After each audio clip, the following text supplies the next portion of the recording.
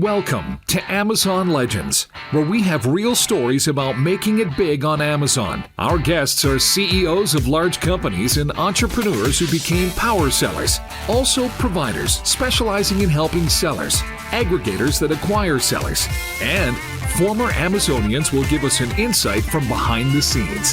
Here is your host, Nick Uresin. Welcome to another episode of Amazon Legends. My next guests today, I have two guests, and we're going to talk about real high-level stuff that makes or breaks an operation before even it starts. So they are the co-founders of Channeled, which is an e-commerce agency for private label sellers. And both of them, when they are not working, they like to do mountain biking and running kids around. So with that, everybody, meet my guests, Andrew Hurley and Matt Helming. Welcome to the show, guys. Thank you. Thanks for having us, Nick. Oh, it's a pleasure to have you. So, you guys are going to talk about something that can be summarized in one of my favorite quotes. It goes like this: strategy without tactics is the slowest route to victory, but tactics without strategy is noise before defeat. Right? So if you are very good at street fight, fine, but if you don't have a strategy going into that fight, picking the right time, the right place, and everything else, it doesn't matter, right? You're gonna just get beaten up in the process. So that's where you come in, where you are very good at something. So tell us what that is. Yeah, and I would say, Nick, you have to know why you're fighting in the first place, right?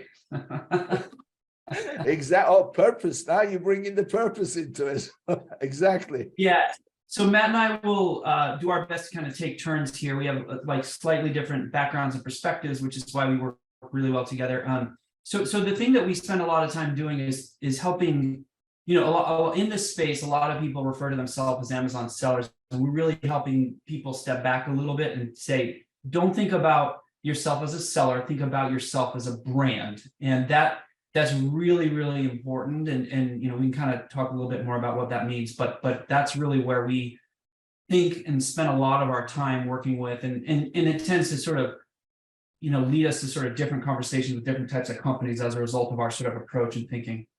And that approach is as true for the seller that only sells on Amazon as it is for the business that is utilizing Amazon as a sales channel, because to an increasing extent, brand means more and more to the consumer, and engagement is a thing that really sets people apart, businesses apart in terms of success.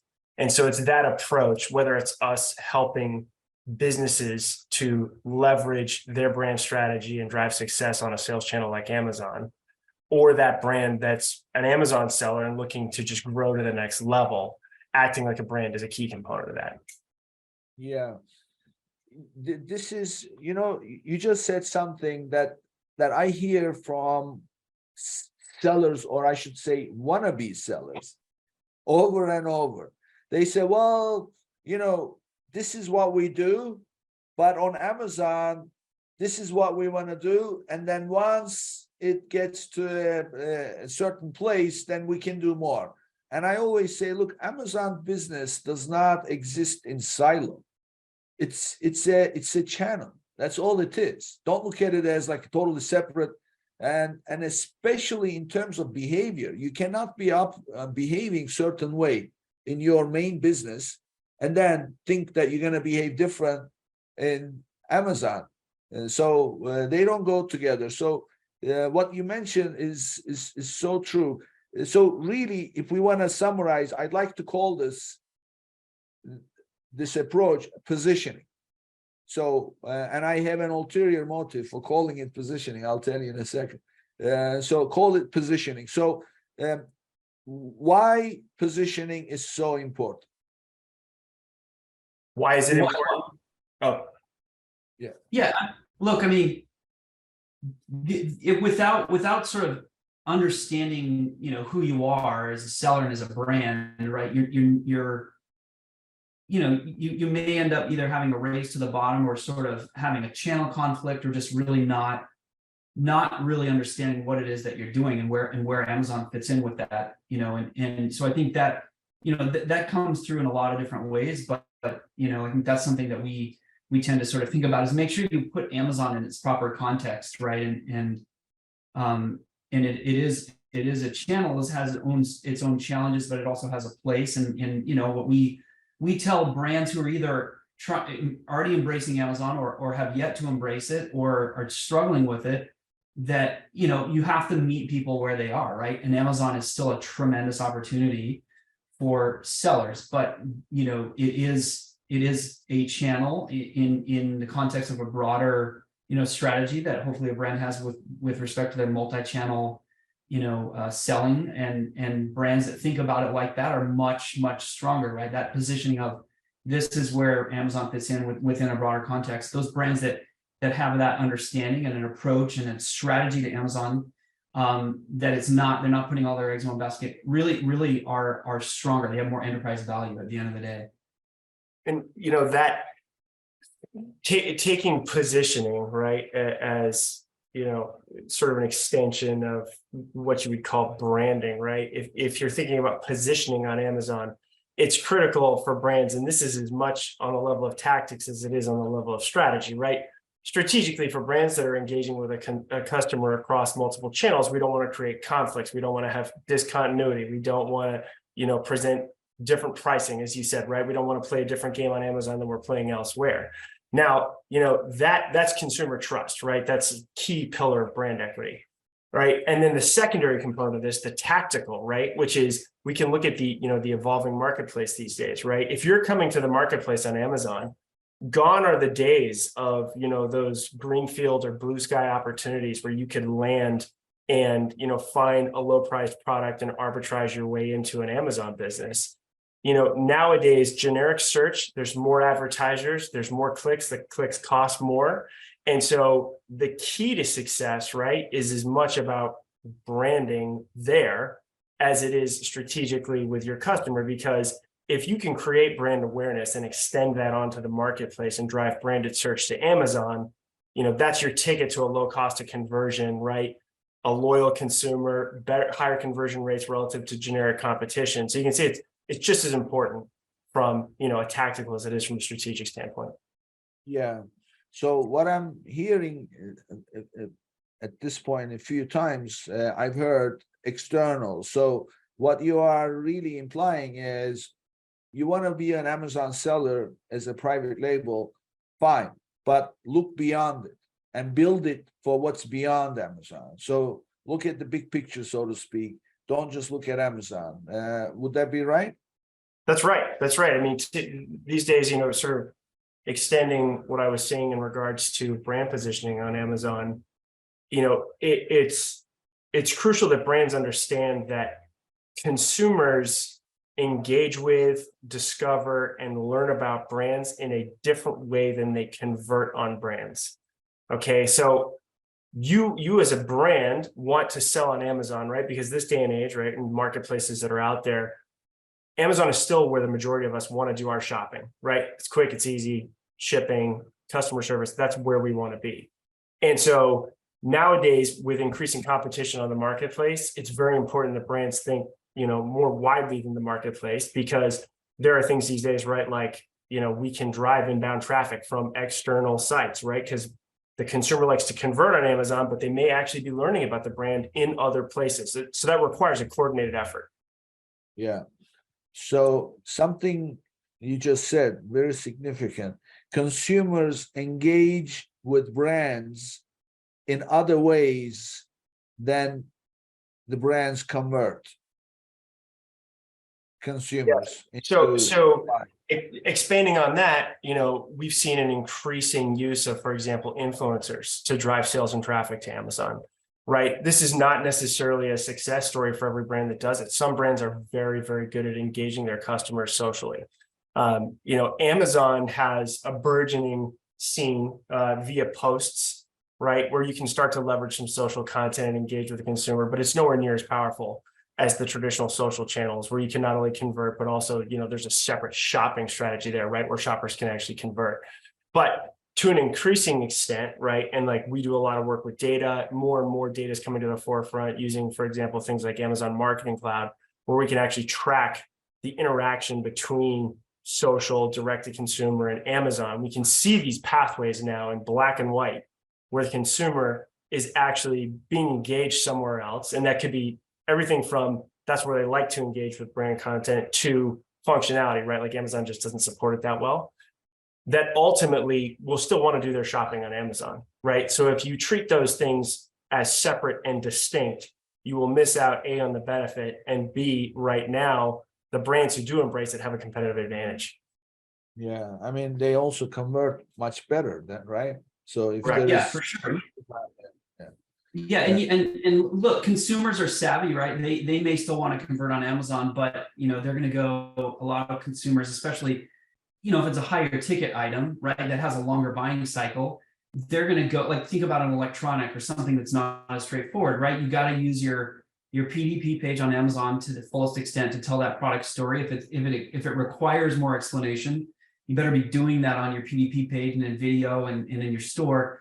But then also be really clear that consumers are probably going to go look for you. They're going to go look at your social channel. They're going to go look at your website for other content, to know that, especially if they're going to need help or support in the future, right?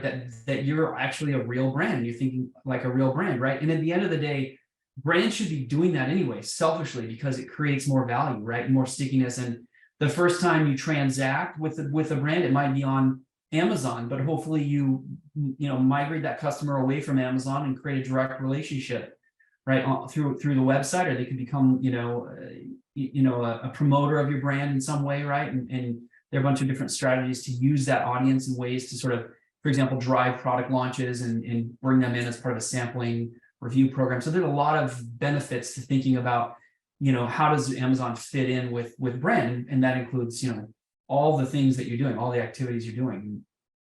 Yeah. So, I want to, so for our listeners, I just want to give them a good overview of what we're going to talk about in the next few minutes, so that they understand the significance of this conversation. We're going to talk about positioning, and we're going to dig into what positioning means, what it entails. This is nothing to do with Amazon, but for brands to establish themselves a pathway to becoming successful. What does that look like? And what are the moving parts? And then we apply that to Amazon and beyond Amazon in terms of what are some best practices that we need to establish while we execute that roadmap, so to speak. So with that, Andrew, give us your take on the definition of positioning. How do you define? Because positioning happens to be one of my favorite subjects. And whenever I start working with sellers, I mention positioning, they don't understand it. So tell us what your take is on positioning. What are the moving parts in it? Yeah, I mean, look, hopefully a brand position is a sort of deliberate statement that a brand has sort of, taken with respect to who they are, and then trickling down from that is, how does that sort of fit in with the products they've created? And hopefully, when you look at a brand, that means that, we've all seen these sellers, right, that have these sort of disparate and disconnected products, right? And we would say they're not really a brand. They don't have a clear position and a strategy that's sort of cohesive and ties all of them together, right? Like, and that could come through in the fact that maybe a seller has a bunch of different products that are unrelated, and they could never tell a story around what their position is as a brand and a seller, right? They don't really stand for anything, right? And on the other end of the spectrum is someone who has a very clear approach about who they are and what they stand for, right? If it's a supplement company,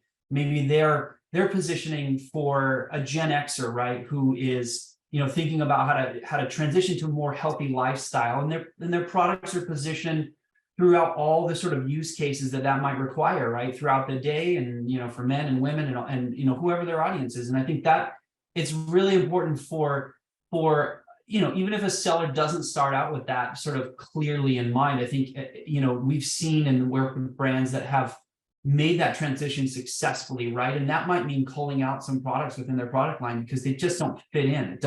It's harder to market, and it's harder to kind of create that position because you have sort of this disparate, disconnected strategy that you may have stepped into in earlier days of Amazon, where it was easier to just create a product and make margin, but it's harder now. And I think that's where a strong position that's very cohesive and clear, and you can communicate it to someone and they understand it, and it's not difficult to communicate, it becomes critical. Yeah. So Matt, what do you think? What's your take on positioning? How would you define that? So I think when we're talking about positioning for brands, be it on the marketplace or elsewhere, right? If we're talking about this high level, it's, a brand's or a business's ability to have an understanding of their place in the marketplace, right? And what does that mean, right? So, defining an opportunity, right? Is it they're addressing, a trend, just be it, a societal trend? Is it a search-driven trend? Are we seeing it, as a result of other brands and products, right? And, a lot of people would say that's like, what's my business use case, right? Or, what's my value proposition to the consumer, right? And value proposition could be based on a couple of different pillars, right? It could be an economic value proposition. We're as good as the rest, but we're cheaper, right? Or we're cheaper than the rest. It could be a uniqueness proposition. I'm better than the rest, and therefore I command a premium pricing, right? It's having an understanding of where that, proposition is relative to the marketplace, meaning what's going on generally in pricing trends.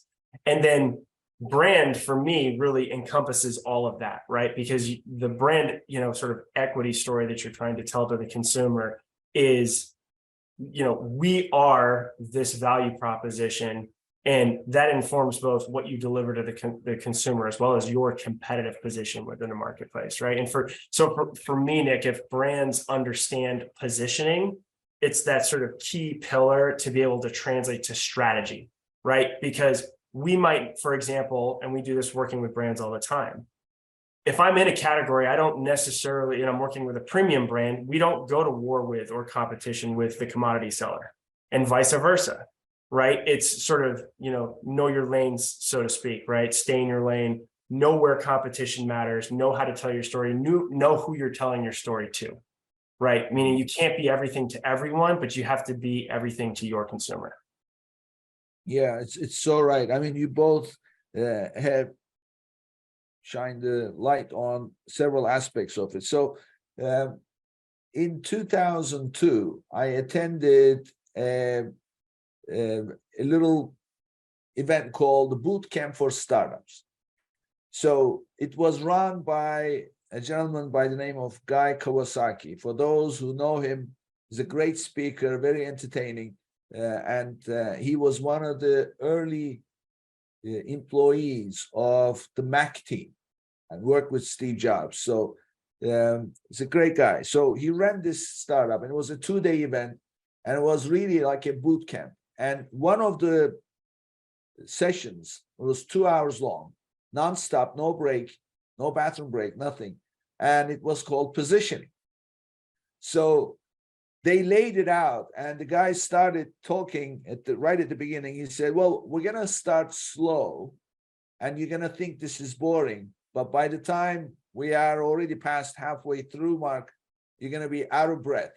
So hold on to your seats. And then he starts. And then they created the methodology to build your positioning statement. And this is how it started. Who is your primary audience? Who is your secondary audience? You've got to have, because everybody has, there's no, we sell to everybody. No, you need to have a primary audience. In other words, if you had the opportunity to sell to everybody in a particular space, what is that space? How do you define that? That's the primary. Then who else would be closer? So this sometimes splits up as retailers, wholesalers, depending on what the product. So first one is Who's your primary audience? Who's your secondary audience? Second is, what are the emotions that your product evokes with what it offers? So it touches the feelings. And then, what is the tagline? What is it that you're selling? Don't give me some next generation innovative, blah. Doesn't mean anything. We sell supplements, or we sell, muscle building supplement, whatever, just tagline. So the third is tagline. The fourth is, what is the competitive advantage that you offer compared to others? And by the way, all this in one short sentence, Right. Yeah. which then becomes the elevator pitch. So as soon as he was walking this through, and then they have like slides. When I say slides, you have to fill in, like there's information that I'm collecting. Okay, make a list of all the emotions. Well, we don't really think about the emotions much when we're thinking product. And then by the time you say, okay, what is the item? And then you list, and what's the competitor, blah, blah. And then they have these specific forms of sentences. Like, for example, if you want to say, okay, what is different about us? You say, unlike so-and-so, we do this. So by the time you factor in all these, that positioning statement that comes out, that tells everything about, who you want to sell to, why your product, and then what is the emotional connection between your product and the audience. It all comes out. Yeah, and hopefully, yeah, and then that resonates, Nick, and hopefully, as people are going through that exercise and stepping back and sort of reconsidering, have brands, first of all, thought about the position, and is it resonating? Putting it through the lens of, people don't care about your story, they care about their own story, right? And so make sure you put that through the lens of, what does a customer care about? You have a story, but put it in in a perspective that a customer is going to care about. And this sounds a little bit sort of, I don't know, esoteric, I guess, for certain products, right? If you're just buying some very basic product, but we've found that, every product really has that, ability to you can have a very positive impact from a positioning standpoint, right? If you think about that, and then look through everything that you're doing, where are customers meeting you, and have you thought about, putting your lens on that position throughout everything that you're doing, right? And again, it might mean that you rethink or kill off products, maybe come up with some new ideas, right? And come up with some new ideas and be a little bit more true to like who you are as a brand, right? Or create a brand when you didn't have one, really. You were just selling some products, and now you can create a brand, and that creates long-term value, right? When you do that, and then again, then going beyond Amazon, you need to do that anyway if you're really gonna have any success. Yeah. So I mean, frankly, if you think about this, what we're saying is, as a business, know who you are, and then stick to who you are, and sell that, rather than try to satisfy something because of an opportunity and then doesn't really fit into who you are. People are not gonna really identify with it. Okay, right. So now that we established what positioning is and then the significance of it, so share with us some best practices of building this, and then let's bring Amazon into the perspective and what kind of a role it plays. So some examples in terms of positioning for brands, or generally, not just within the Amazon context. Yeah. And then also bring how that applies to Amazon.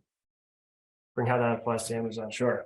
So, a lot of the times when we're working with a brand, right, or we're working with a business, and we're trying to help them, like, again, we specialize in Amazon, but we're helping them think about Amazon in the context of a larger business. The first thing to do, right, like we've just talked at length sort of about positioning, is understand, that positioning relative to the opportunity, right? So be it Amazon, be it marketplaces in general, right? Like, we'll help brands think about, for example, the difference between a Walmart and an Amazon, a Target Plus, and think about those high level questions, right, Nick? Like, that emotional connection that is generated between my product and my consumer, right? Is that consumer in those places, right? And can I engage that consumer in those places? And then that sort of bleeds into, you know, tactics and planning, right? Which is like, how do I engage that consumer in those particular places? You know, so a lot of the times that we're getting started with a brand, and let's use the example of a brand that's not necessarily already an Amazon seller, right? That's sort of like the clearest cut example of not having a history, right? And so when we go to Amazon, what we want to do is have a very clear understanding of what their positioning is already generally in the world, right? Like, what's their business story? What's their product development story? Why did they create the product? And, you know, we'll evaluate this objectively, right? Like, we're not just going to sign up and work with a brand and, you know, and I think this is an important message for brand owners to hear, right? Is that just because somebody is a service provider to you or is helping you to think about this positioning doesn't mean they're necessarily going to drink your Kool-Aid, right? So you have to tell me the story of what is it that, you know, got you to bring this product to market? What is it that got investors to help you bring this product to market? And, you know, because that is going to clearly display what your positioning is. What is your unique value proposition? And then what we're going to do is we're going to take a look at the marketplace, right? And if we're talking about sort of overlap, it becomes a question of, does that positioning overlap with the consumer on the intended marketplace, right? You know, so this is like one of those go or no go questions before we even get to the questions of what's a plan for success. Mm-hmm. Can I achieve some success on Amazon? And let's talk about what success on Amazon is. If it's a marketplace, that's the destination channel, right? Is it, you know, awareness, right? And this day and age, we would generally say like awareness is a pretty dangerous play on Amazon because it's pretty hard if you're thinking about Amazon as your awareness play.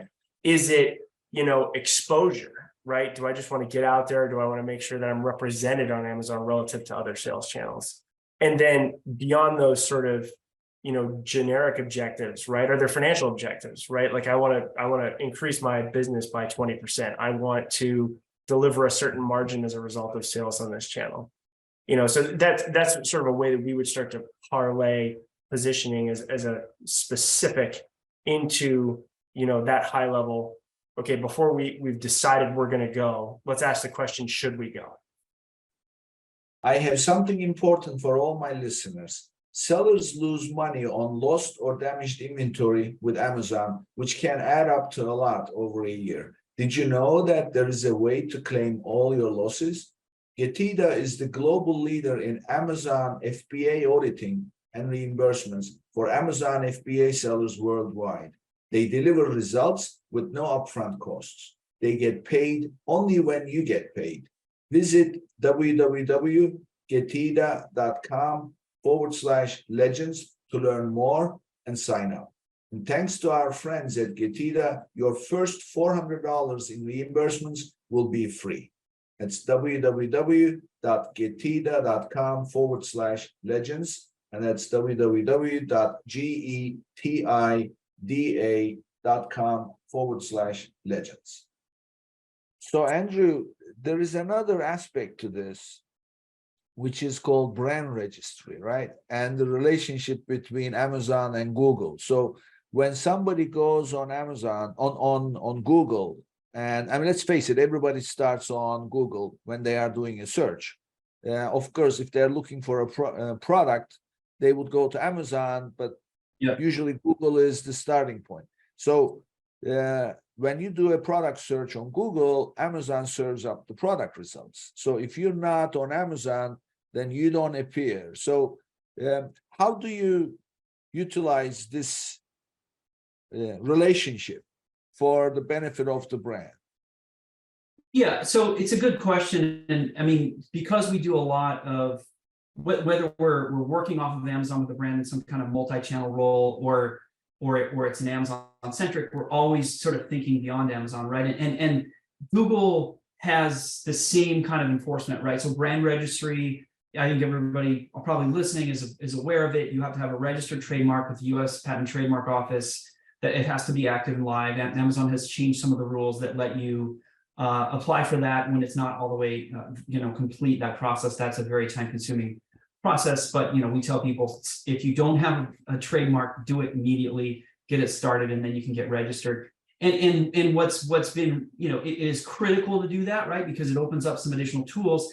and it's increasingly opening up some additional protections to brands, right? So we've seen a lot of bad actors, whether they're, companies who are completely ripping off trademarks and then selling product that's actually counterfeit, to unauthorized resellers. And so Amazon has gone more and more in the direction of providing protections to brands. There are some programs in specific categories, like the beauty and premium beauty program, where you can prevent resellers full stop if you're willing to pay a little bit more referral fees to Amazon.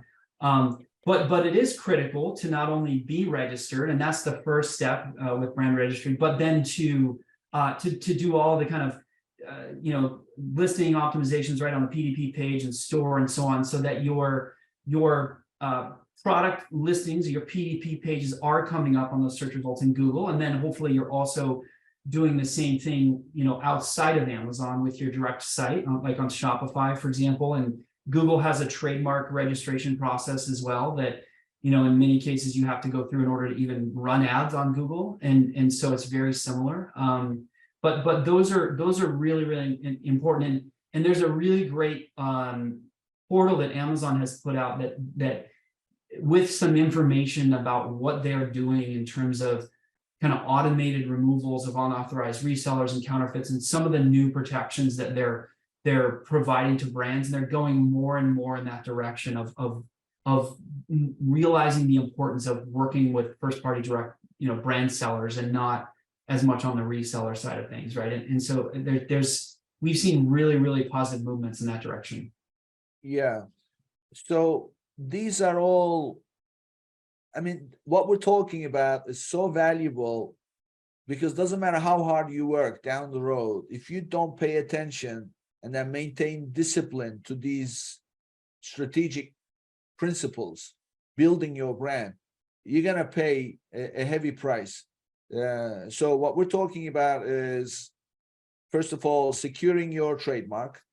If you don't have a trademark, get it, and then secure it by registering on brand registry, which will then open up a lot of tools for you to be able to see what kind of activity there is on your brand on Amazon, down to the individual keywords, not to mention not allowing regular sellers to have access to those tools also is a big advantage. So the other thing is removing resellers of your product.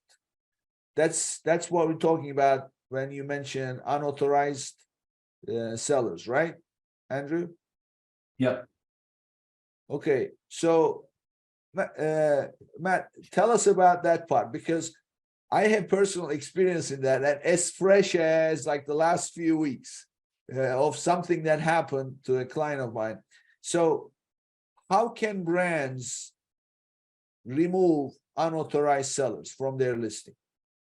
So it's an interesting topic, right? That's been developing pretty rapidly on the Amazon marketplace, right? By way of brand registry, and goes back to sort of, this is an Amazon specific reason for the importance of being a brand, right? Which is that it's a full circle. Amazon has understood that, brands drive more value on the marketplace for them, right? They get repeat purchases equal Amazon referral fees, right? They deal with less bad actors, they deal with less customer complaints and harm, right? And we should not skip over that, right? The amount of consumer complaint, right? Like it's attracted the attention of the FTC, all kinds of things happening on Amazon where, customers have been burned by bad actors. And so Amazon's response to that has been to get behind brands, and in several ways, right? There's the promotional aspect, right? Brands can use tools that no other sellers can use, right? We'll talk a little bit about that from a brand registry standpoint. Right now, talking about sort of the flip side, right? Or the edge of the sword, right? Which is the control and the support that Amazon is offering brands in terms of policing resellers. Now, look, one of the first things we're going to talk about is operational, right? So when we talk to brands, right, one of the things that brands don't often think about, and it might be, a large brand that's a legacy wholesaler, right? Like they're used to doing business with large retail doors, right? So they don't really think about running their own business or being their own party, or, in the parlance of the marketplace, a third-party seller. And so what they've done in the past is they've sold off to a distributor, that PO comes in, product goes out the door, right? I'm done, right? Made my sale. I have some marketing support, right? But I'm not thinking about the war that's going on out there in the marketplace. And so one of the things is we talk to brands about, for example, do you actually have reseller agreements, right? Do you have specific language that limits where your product can be sold, how it can be sold, whether you have to respect a certain pricing paradigm, right? Be it, relative, meaning like pricing relative to a brand, or a MAP or MSRP or something else, right? Now, that is often the first line of defense, right? So can a brand protect itself with reseller language?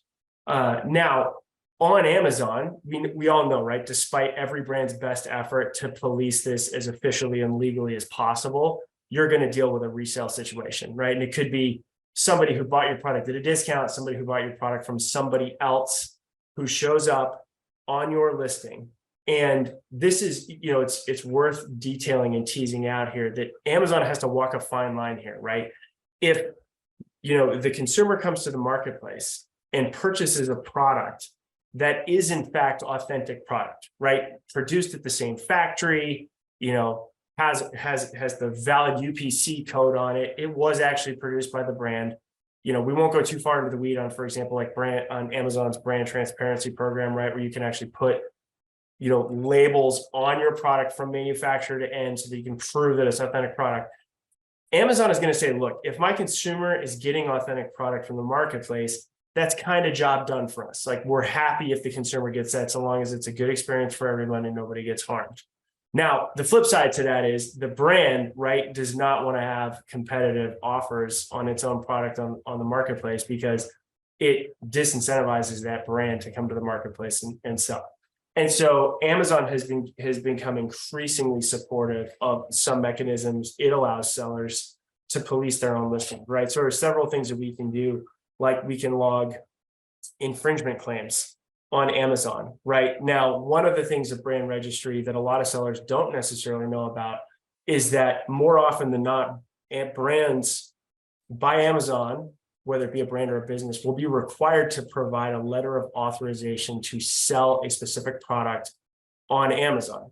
And absent that letter, Amazon can take action, can shut down listings, can stop you from selling that product.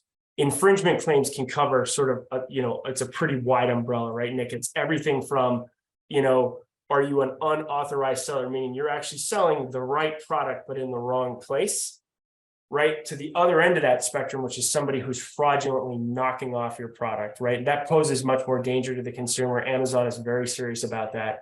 So if you come in and show up on an ASIN and you've got a product that is a knockoff or a fraudulent one, and especially in categories where it's easier to do so, right? It's a little bit harder to do those things in like hazmats and topicals and things like that.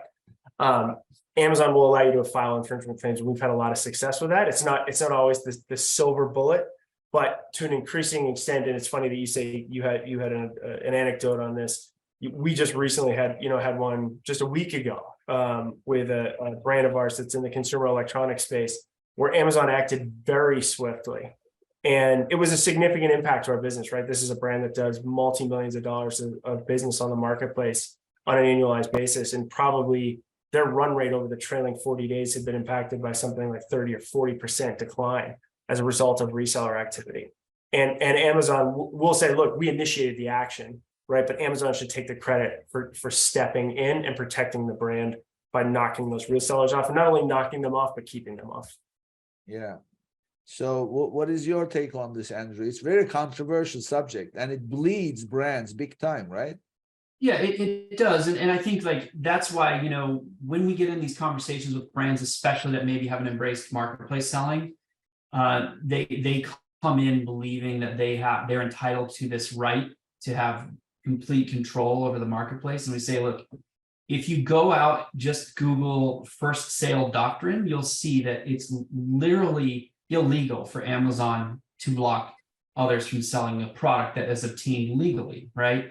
But as Matt said, sort of echoing what he was talking about, there are a lot of different mechanisms that you can sort of rein in and control, right? If you've had a brand who's been wholesaling at heavy discounts and it's been sort of a Wild West situation, they haven't controlled their brand with the right types of agreements and enforcement, then they are going to run into a problem. But we've had a lot of success with making sure that those agreements are in place and that pricing policies and map is in place with those resellers, and that they're very clear. And then you know, more or less, then you get to a point where you might get a couple of units popping up here or there that take over the buy box, but by and large, you know, brands can kind of maintain control. And that's why brand registry is really important. And we tell brands, even if you don't intend to have this be your kind of primary sales channel, it's really important still get brand registered, take over ownership of those pages,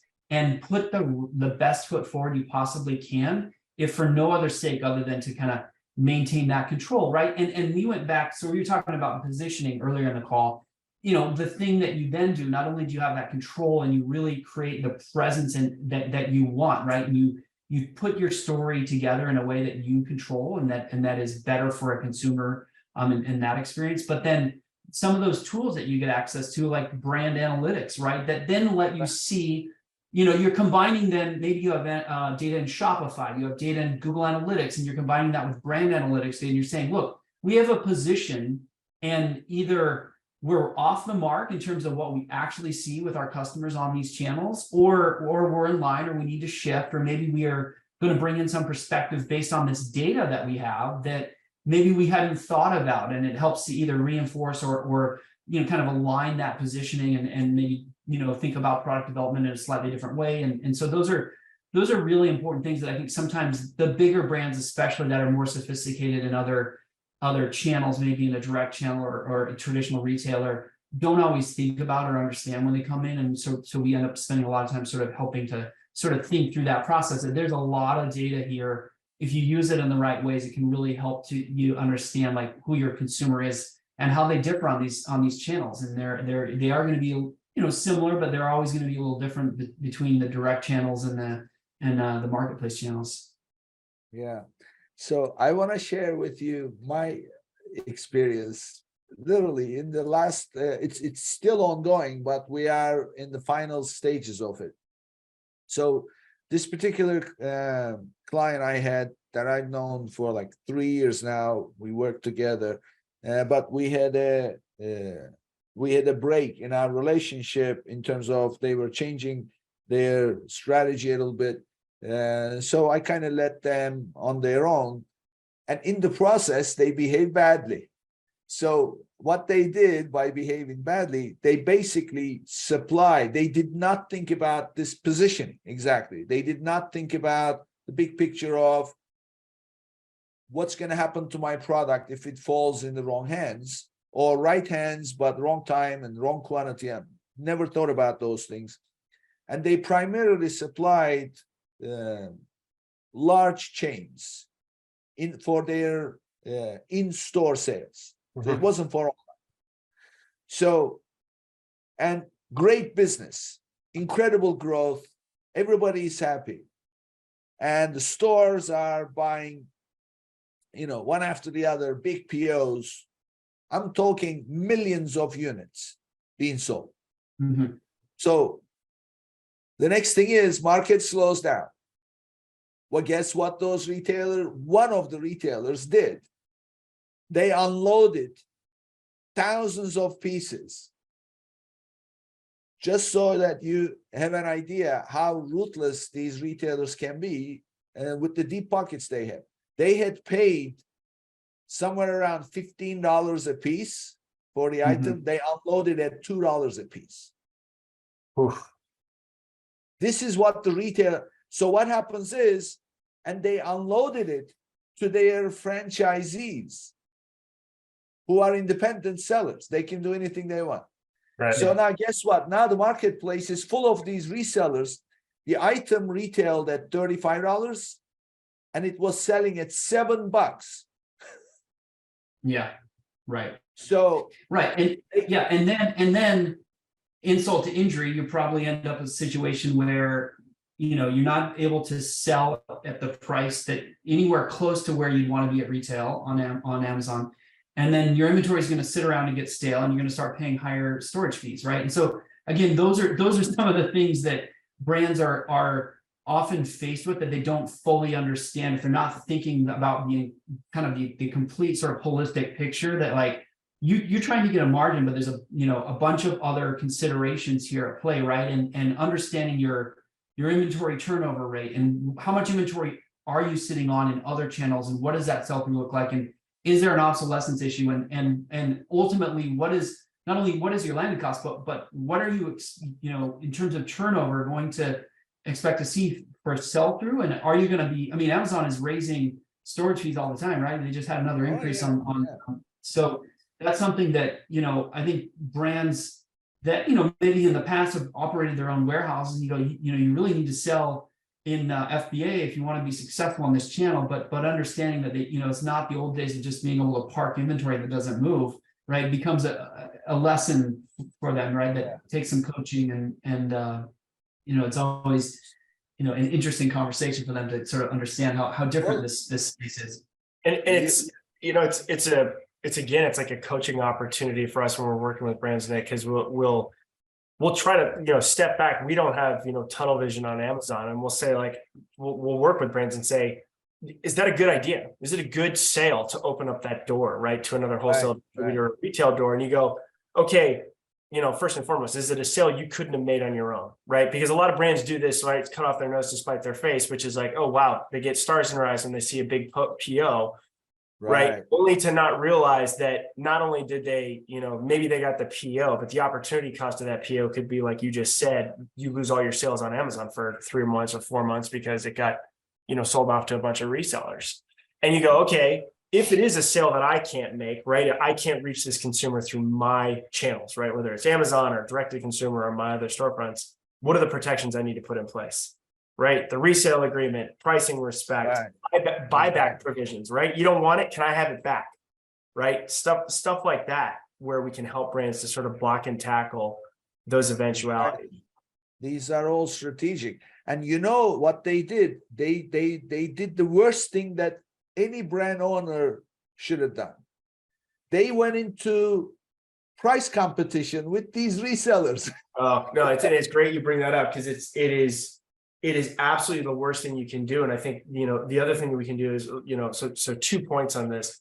One, it's been top of mind right now in the marketplace because, right, it's like, the hush, right? Like, what are the aggregators doing, right?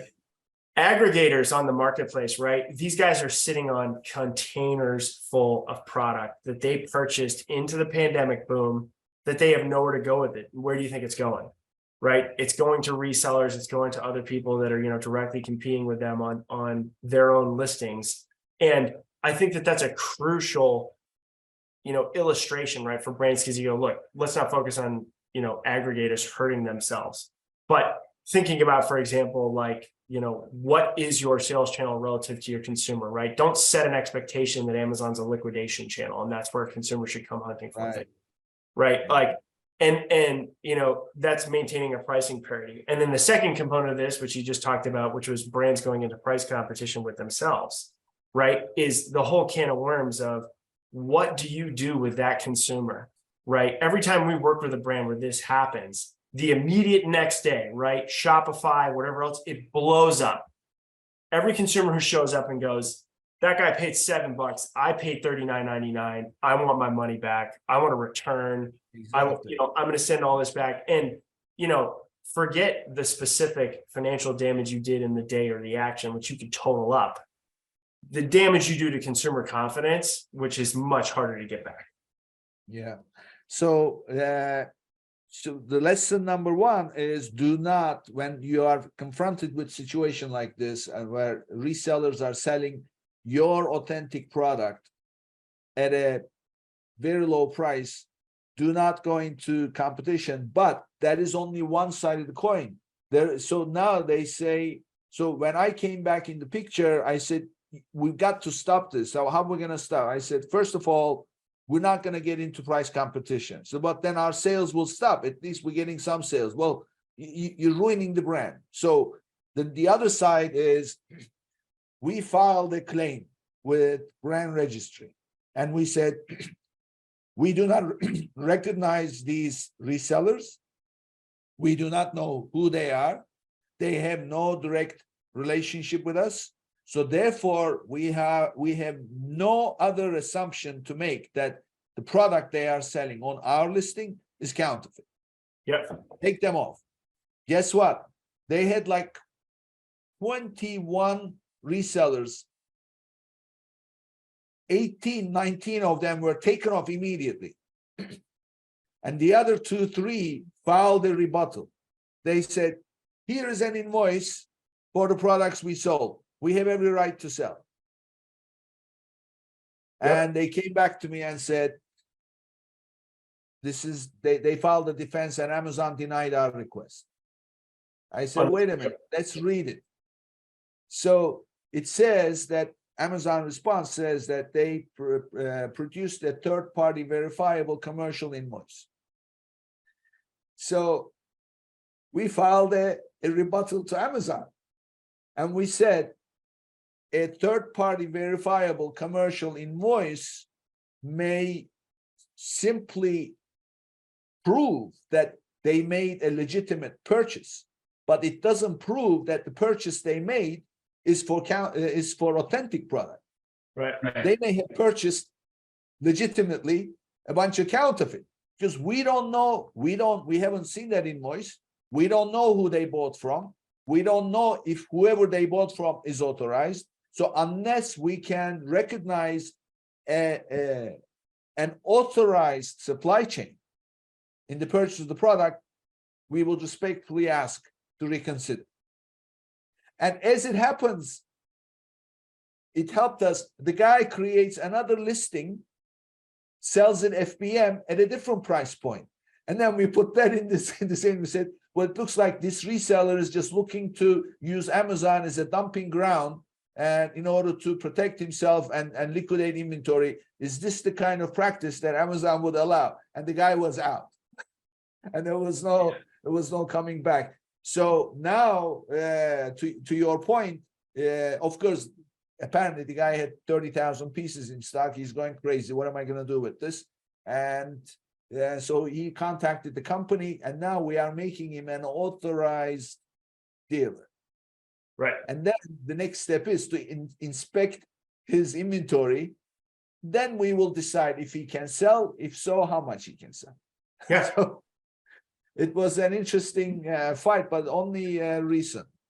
No, and I like that's, look, very interesting. We've had, almost textbook copy examples of that, right? Where you've had to fight that fight with Amazon and you've got that expected outcome. And I think a really important lesson for brands to take away from this is that, and this especially applies to the businesses that are not yet quite as mature and not yet quite as multi-channel present, is that, look, Amazon's a retailer, right? But it's not a safety net. It doesn't prevent your needing to police these things, right? Whether it be versus, having the right legalese and documentation in the form of a resale agreement, to thinking, strategically about who you sell to and when and where. It might even be a merchandising decision, right? Like we sell last year's product to authorized resellers. We retain the ability to exclusively sell our new products, right? Those are all decisions that brands need to make when they're selling into this situation. And all we can say is it is good that Amazon is stepping up this level of support. But one other thing I'll say, that I was thinking of as you were doing this is, the increasing importance that we're seeing, Nick, of monitoring technology. Because Amazon will help you to take action on these things, but they're not going to flag it for you. Amazon's not going to come to you and say, hey, you got a problem on your listing, your sales are down for 5 days or 2 days or an hour or whatever it is.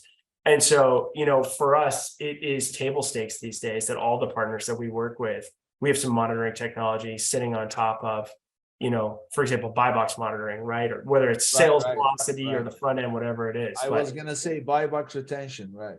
Yeah. Right. Yeah. It's a big problem these days. And especially it's interesting because it becomes a full circle problem, right? It might happen at a relatively, immature level for a brand who made a bad distribution decision. And then it might also happen for those massively popular brands who are the ones that attract resellers like mosquitoes, right? Because resellers go, look, I'm going to piggyback on all the work that we're talking about that brand did, right? Engaging the consumer, creating a loyal audience. I just got to get my hands on some of that product, whether it's fraudulently or not.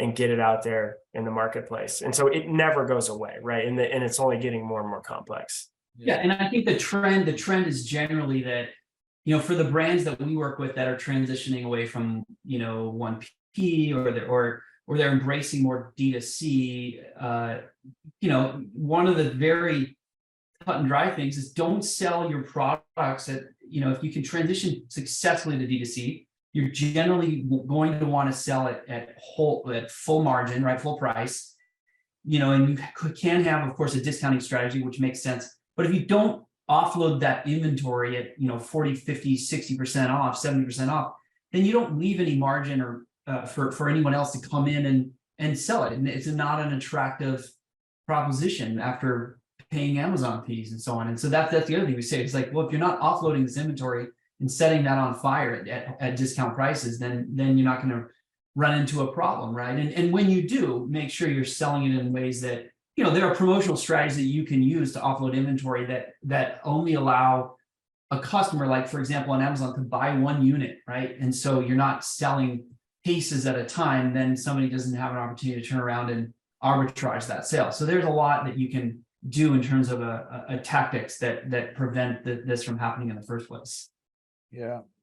So guys, this is a great conversation. Clearly, you are definitely in the trenches when it comes to representing brands, and especially in the online world now, that's become the way to buy anything these days. So tell us, how can people reach you and share with us your contact information? Sure. So they can reach us. Email address is pretty simple. It's probably the most straightforward way to get to us, which is Matt, M-A-T-T, @channeled, CHANNELED.net, Matt@channeled.net. And Andy is Andrew, ANDREW, @channeled.net as well. Our website, channeled.net, has more information on, the services that we provide, the type of work we do, even some case studies. And our additional business, right, which is our analytics platform, which is ALYTE, ALYTE.net, is, showcases, the analytics platform that we've built for Amazon performance data. So people can take a look at that, see demo dashboards, some of the data that we display. And that's part and parcel to our offering, meaning like we built that platform to service our agency business, even though it's available as a standalone. All of our, brand partners work with it as well. Great. Thank you. This is very valuable, very high level, but extremely strategic conversation that everybody should be aware of. So anybody who needs more information, reach out to both Matt and Andrew at channeled.net, and I'm sure they will give you the best answer available. So with that, thank you guys. Thank you for being here. Thank you so much for having us, Nick. Before we wrap up, don't forget to visit www.getida.com/legends to learn more and sign up to claim money for your lost or damaged inventory with Amazon. Your first $400 in reimbursements will be free. www.getida.com/legends, and that's www.getida.com/legends. Thank you. I had a great time myself talking about this. I'll see you on the next one. If you enjoyed today's episode, be sure to subscribe, rate, and review the episode, and share it with someone you think would benefit from it too.